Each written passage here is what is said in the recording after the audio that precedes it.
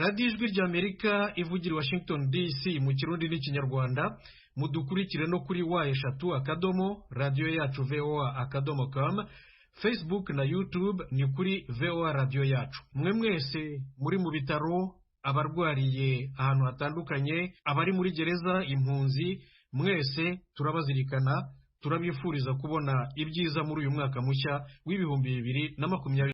Cyari kumwe na radiyo ijwi ry'Amerika ivugira Washington DC mu kirundi n'ikinyarwanda. Abaduteze amatwi mwese mu Burundi, Repubulika ya Demokarasi ya Kongo, Uganda, Tanzania, Rwanda, Sudani y'Epfo, namwe mwese aho muherereye hose ku isi, umwaka mushya muhire, umwaka w'amata n'ubuki. Ijwi ry'Amerika mu kirundi n'ikinyarwanda, mu Burundi ni kuri metero 19 na metero 22 ku mirongo migufi, mu Rwanda FM 104 n'ibice bitatu. Kuri internet ni kuri wa#, radio yacu voa.com, Facebook na YouTube ni kuri VOA radio yacu. Twongeye gushimira byimazeyo mwe mwese batumirwa mudufasha mu biganiro byacu. Muritanga mutizigama, muduha umwanya, ubumenyi bwanyu, ubuhanga, ubwenge bwanyu ku bwitange. Uyu mwaka uzababere umwaka w'uburumbuke n'umunezero.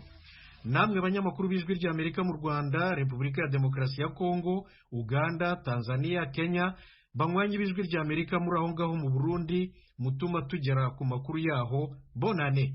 Mukomeje kudutega amatwi, mbashimiye cyane ko mwahisemo Ijwi ry'Amerika. Kuri mikoro mwari kumwe na Thomas Kamirindi. Umwaka mushya muhire, umwaka w'amata n'ubuki, murakagwira nk'ubwo yabwinka, murakarama kandi.